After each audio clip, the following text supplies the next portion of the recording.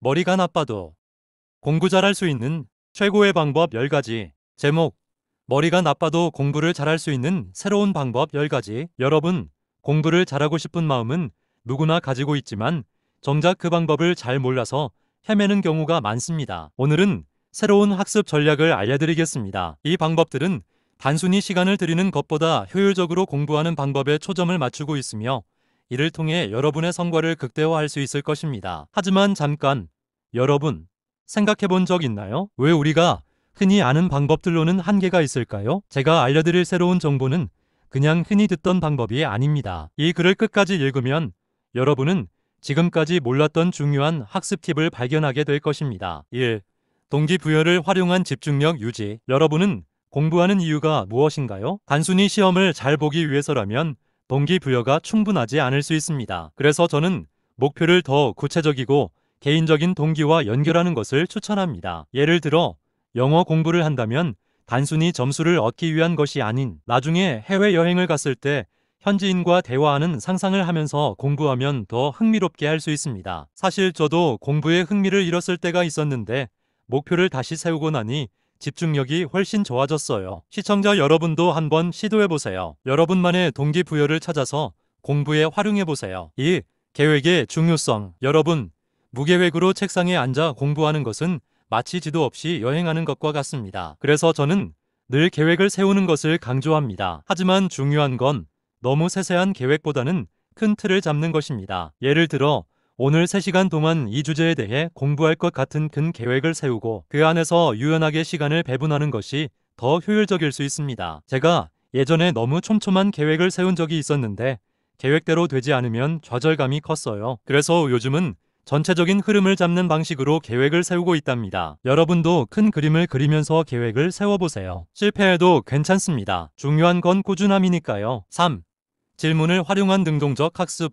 많은 사람들이 공부를 할 때 그저 수동적으로 외우기만 합니다. 하지만 능동적으로 공부하는 것이 훨씬 효과적입니다. 저는 공부할 때 항상 스스로에게 질문을 던져요. 예를 들어, 이 개념이 왜 중요한가? 다른 상황에서는 어떻게 적용될 수 있을까? 라고 스스로 묻는 것입니다. 이렇게 질문을 던지면 그 답을 찾기 위해 더 깊이 고민하게 되고 자연스럽게 지식을 내 것으로 만들 수 있습니다. 제가 예전에 수학을 공부할 때 공식 외우기에만 집중했었는데 나중에 문제 풀 때 제대로 적용하지 못했어요. 그 후로는 공식의 의미를 생각하면서 공부했더니 훨씬 더 잘 이해되더라고요. 여러분도 이 방법을 꼭 활용해보세요. 4.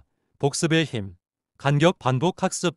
여러분, 복습이 중요한 건 알지만 막상 제대로 실천하지 못하는 경우가 많죠. 간격을 두고 반복하는 학습 방법은 장기 기억을 강화하는 데 탁월합니다. 중요한 것은 처음 배운 내용을 1일 후, 3일 후, 그리고 일주일 후에 다시 복습하는 것입니다. 이를 통해 단기 기억에서 장기 기억으로 효과적으로 전환할 수 있습니다. 저는 영어 단어를 외울 때 이 방법을 사용했는데 처음에는 조금 귀찮다고 느꼈지만 장기적으로 훨씬 더 많은 단어를 기억할 수 있었습니다. 여러분도 복습의 힘을 믿고 실천해보세요. 5.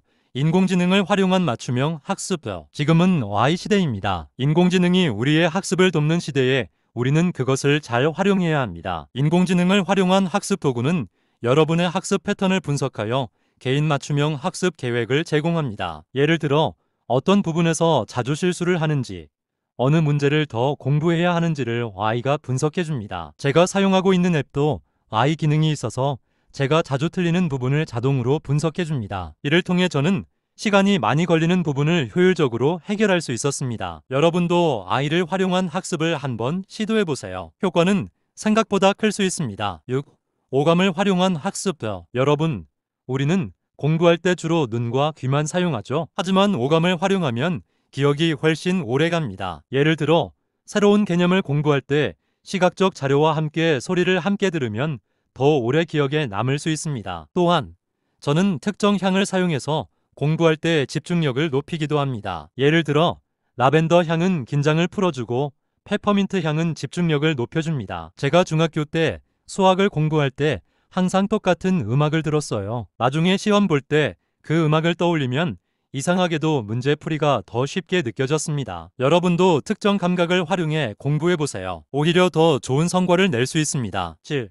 짧은 휴식과 운동을 통한 뇌 활성화. 공부를 하다 보면 집중력이 떨어지는 순간이 옵니다. 이때는 잠시 짧은 휴식을 취하는 것이 좋습니다. 하지만 휴식이라고 해서 무작정 쉬는 것이 아니라 가벼운 운동이나 스트레칭을 통해 뇌에 산소를 공급하는 것이 중요합니다. 짧은 산책을 하거나 스트레칭을 하면 뇌가 다시 활력을 얻고 더 오래 집중할 수 있습니다. 저도 공부 중간중간 5분씩 스트레칭을 하고 나면 다시 집중력이 회복되는 걸 경험했어요. 여러분도 쉬는 시간을 잘 활용해 보세요. 8.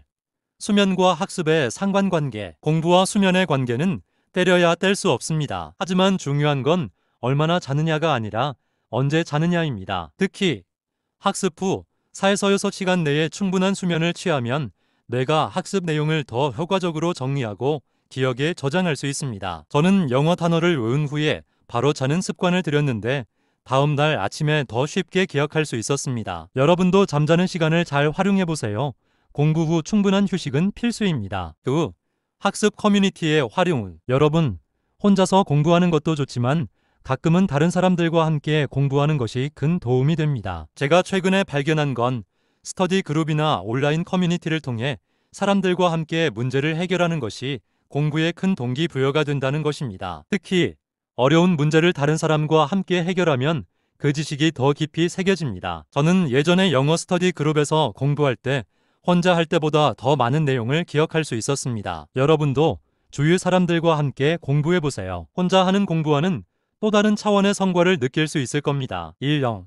꾸준함이 곧 성공이다. 마지막으로 가장 중요한 것은 꾸준함입니다. 아무리 좋은 방법도 꾸준히 실천하지 않으면 효과가 없습니다. 저는 매일 30분씩 영어를 공부하면서 느낀 것이 하루하루는 크게 달라지지 않아 보이지만 1년이 지나고 나니 엄청난 성장을 경험할 수 있었습니다. 여러분도 포기하지 말고 꾸준히 노력하세요. 꾸준함이 곧 성공의 열쇠입니다. 그리고 여러분, 저도 지금 이 순간 열심히 노력하고 있으니 함께 힘을 내서 앞으로 나아가 봅시다. 결론적으로 학습의 성공은 단순한 노력의 양이 아닌 효율적이고 지속 가능한 방법을 선택하는 데 달려 있습니다. 앞서 설명한 다양한 학습 전략들은 단지 짧은 시간 동안 성과를 내는 것이 아니라 장기적인 발전을 도모하는 데 중점을 둡니다. 중요한 것은 여러분 자신에게 맞는 방법을 찾아내어 꾸준히 실천하는 것입니다. 각자의 학습 목표와 상황에 맞는 전략을 찾는 과정에서 실패나 좌절을 겪을 수 있지만 꾸준함과 자신에 대한 믿음이야말로 최종적으로 성공에 이르게 하는 원동력입니다. 여러분이 자신의 방법으로 꾸준히 노력하는 한 결과는 자연스럽게 따라올 것입니다. 자신만의 리듬을 찾아가며 오늘 소개한 10가지 학습 전략을 통해 더 나은 결과를 얻을 수 있도록 하세요. 마무리 및 동기부여. 이제 여러분은 머리가 나쁘더라도 공부를 잘할 수 있는 방법을 알게 되었습니다. 세상에는 공부를 잘하는 다양한 방법이 있지만 그 방법은 여러분의 노력이 담겨야만 의미가 있습니다. 목표를 정하고 그 목표를 달성하기 위해 노력하세요. 어떤 성과를 내고 싶든지 오늘부터 작은 변화들을 시도해보세요. 어렵게 느껴질 수 있지만 한 걸음 한 걸음 나아가는 것이 중요합니다. 스스로에게 믿음을 주고 한 주씩 목표를 설정하여 진행해보세요. 실수는 누구에게나 일어납니다. 그 실수를 통해 배우고 성장하는 것이 진정한 학습입니다. 여러분은 이미 공부하고자 하는 강한 동기를 가지고 있고 그것만으로도 절반은 성공한 것입니다. 이제 나머지 절반은 꾸준한 실천과 효율적인 전략 적용에 달려 있습니다. 공부에 있어 완벽한 방법은 없지만 자기 자신을 이해하고 이를 바탕으로 공부하는 것이야말로 최고의 방법입니다. 매일 조금씩 나아가는 그 과정이 쌓이면 언젠가는 큰 성취로 돌아오게 될 것입니다. 지금부터라도 주어진 팁을 실천해보고 자신의 학습 방식을 발전시켜 나가세요. 그 과정에서 여러분은 분명 더 나은 공부 습관과 자신감을 얻게 될 것이며 목표에 한 걸음 더 가까워질 것입니다. 이 영상을 끝까지 보신 여러분께 정말 감사드립니다. 오늘 소개한 방법들을 통해 공부 효율을 극대화하시길 바랍니다. 그리고 여러분, 기억하세요. 중요한 것은 자신만의 학습 방법을 찾는 것입니다. 오늘의 팁들이 여러분에게 작은 도움이라도 되었기를 바랍니다. 여러분의 성공적인 학습 여정을 응원합니다. 포기하지 않고 끝까지 도전하세요. 여러분의 미래는 여러분의 손안에 있습니다. 이 글이 도움이 되셨기를 바랍니다. 추가적인 질문이 있거나 다른 주제에 대해 더 알고 싶으시면 언제든지 말씀해주세요. 구독과 좋아요는 큰 힘이 됩니다. 다음에도 더 유익한 내용으로 찾아뵙겠습니다.